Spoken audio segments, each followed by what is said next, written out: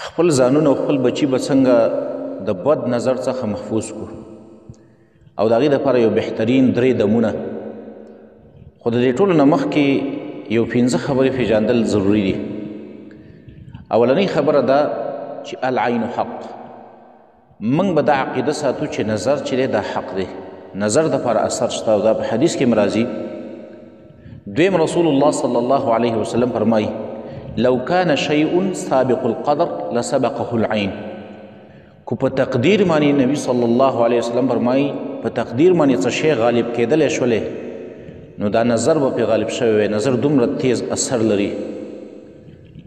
دریم نبی صلی الله علیه وسلم فرمایي نظر چې دی دا اوښان کټو ته نه باسي او انسانان قبرونو ته نه باسي. د نظر د وجې نه اوښ چې دی ایسته نظر شي او خلق حلال کی انسان نظر شي ایسته مړ شي. لکه یو روایت کې راځي د رسول الله صلی الله علیه وسلم په زمانه کې یو سړی و سهل ابن حنیف به ورته وه.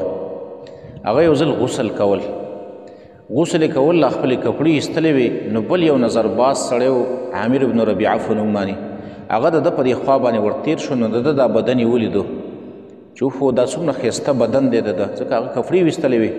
په دې کې هغه سهل ابن حنیف ایسته ډایرکټ نظر شو راوغورځېدو.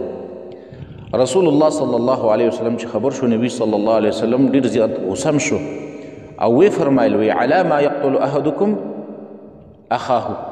ولې کې تاسو کې یو سړی رالګي او خپل ورور وژني په نظر باندې پکار دا وه چې ماشاء الله ووایي. نو او 5مه خبره دا ده چې د نظر دپاره دم ماشوم نظر شو یا ته په خپله باندې نظر شوي د دې لپاره څه دم دی.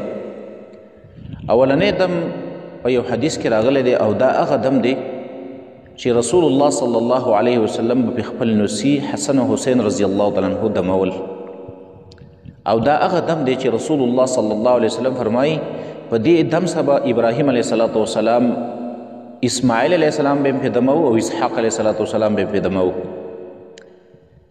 او دا هغه دم دی چې نبی صلی الله علیه وسلم په کله حسن او حسین دم کړل هغه چې کله نظر شي نو ډایرکټ فاصلې ویستې لوبې شروع کړلې.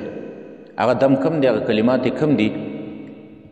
هغه کلمات دا دي چې اعوذ بکلمات الله التامة من كل شیطان وحامة ومن كل عین لامة.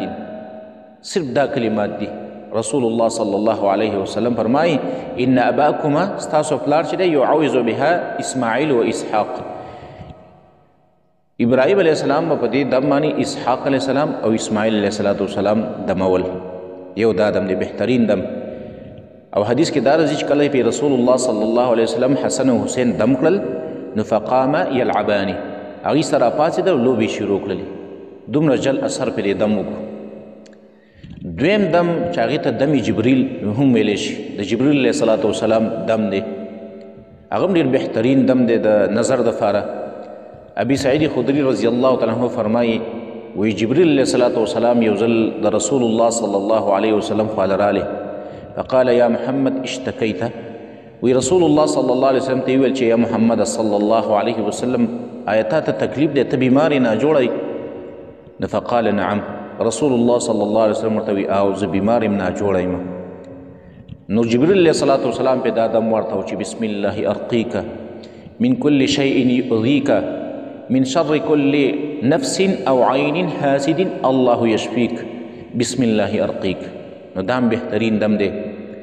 دریم دم اخرنی 2 صورتونه په دې باندې ځان دمول او خپل ماشومان پې دمول دا هم د نظر دپاره او د سحر او د جادو دپاره بهترین دم دی.